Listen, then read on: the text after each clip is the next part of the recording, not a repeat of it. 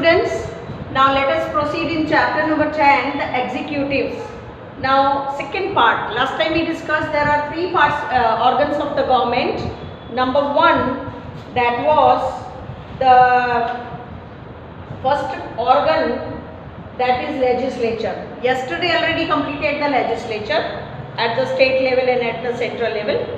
Now today the second part or second organ of the government we can say, that is executives. Now executive means one type of persons, those who are ruling and framing the laws. The most efficient, effective and central organ of the government is executive.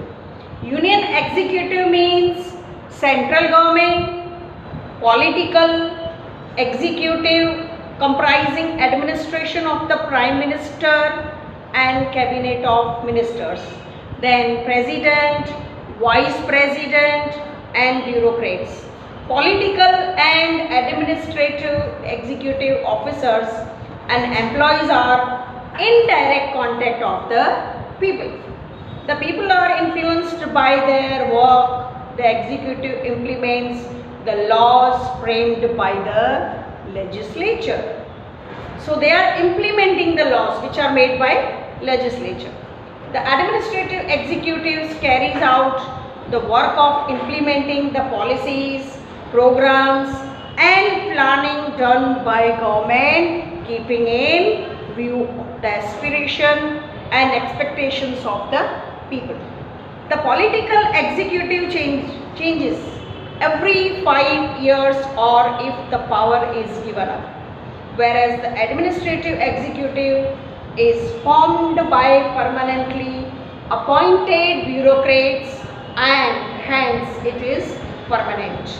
However, the retirement age of the administrative bureaucrats is different in different states. Before their retirement, if they misbehave or show the lack of efficiency to work, they can be removed from their post after following prescribed inquiry procedure. The political executives are the members belonging to any political party. Their main qualification is to get elected based on their individual honesty to the party, public choice and public opinion, whereas the administrative executive requires educational qualifications, quality, experience as well as passing competitive exams to be appointed permanently. You know, IUPAC exam that is taken. The service of administrative officer, that IAS, right, is known as civil service. At the center, the political executive consists of President, Vice President, Prime Minister and cabinet of ministers as per the constitution. Now first one, that is the head of the country, we can say the president. Actual head of the country is president. Now how this president is elected, then qualification, what type of qualification must be there, what are their functions and power within this president.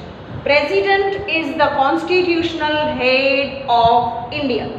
All the executive powers of the federal government is given to the president by the constitution. All the administration of central government is carried out in the name of president. He is the head of the nation and first citizen of Republic of India. Now what should be the qualification? The president candidate should be a citizen of India, age 35 or more, should not be salaried employee of government or hold any office of profit. He should not be a member of any houses of the parliament or state legislative assembly. And presidential election is indirectly carried out by the members of both the houses of parliament, means Lok Sabha and Rajya Sabha, and members elected to the state legislative assembly. A president is elected for the term of 5 years and can contest the election after completing his term. When the president is in power, neither criminal case can be framed against him nor an order of arrest or imprisonment can be issued. Now, what are the functions and powers? That is the last topic of this. He appoints the leader of party who has gained majority in the general election as the Prime Minister. So, in short, we can say the Prime Minister is appointed by the President. Then, with the Constitution, with the consultation of Prime Minister, he appoints the other ministers of the cabinet.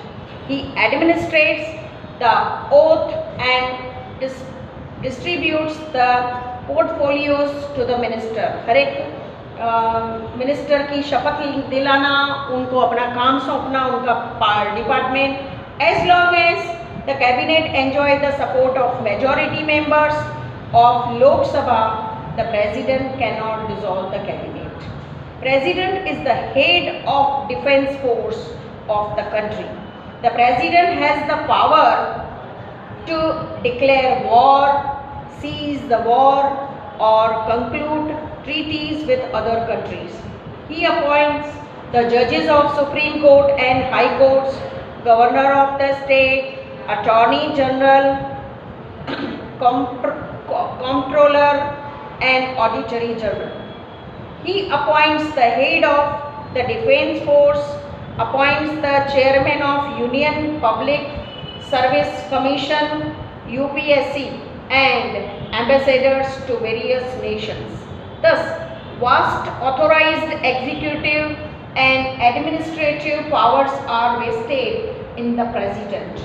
He can grant the pardon to reduce the sentence of any convicted person, or can postpone its implementation, or can change the nature of punishment. He summons the session of both the houses of parliament and the prorogues them. He can even dissolve the Lok Sabha. If the president is satisfied that the security of India or any part of its territory is threatened by a war or external aggression or armed rebellion, he can declare a state of emergency for the whole of India or any of its parts. The declaration of emergency cannot be challenged in the court. Based on the report of governor, the president can declare constitutional emergency in the state. He can establish president rule by dissolving the state cabinet ministry. In case of financial emergency, the president can reduce the salaries of government officials, including judges of the Supreme Court and High Court.